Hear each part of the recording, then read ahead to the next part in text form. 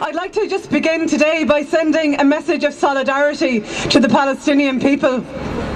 And I'd also like to extend that message of solidarity to the solidarity campaigns around the world who this week are commemorating the Nakba, the 60th anniversary, the catastrophe which affected the Palestinian people. As John has said, the catastrophe involved the expulsion of 750,000 Palestinians from their homes, the destruction of hundreds of villages, and in many ways, most importantly, the destruction of the state of Palestine.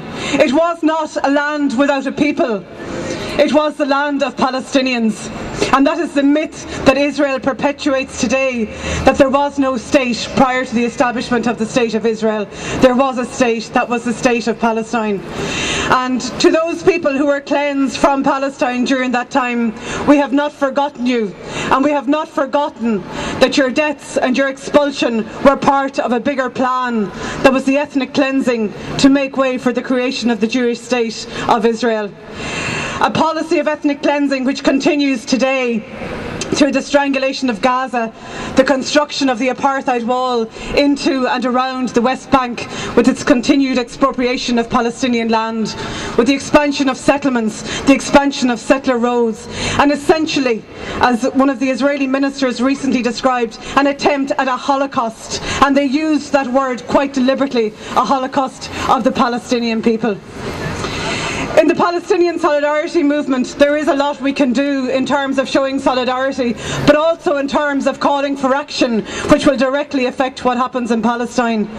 We repeat our call on the Irish and British governments to impose sanctions on the Israeli state, to divest from Israel, and to boycott all Israeli produce.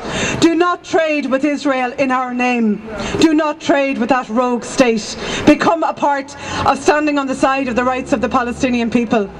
We also call on the Irish and British governments to lobby within Europe for the suspension of the Euromed Agreement. The Euromed Agreement allows preferential trading rights for Israel within Europe. It has violated the human rights clauses within that agreement without question.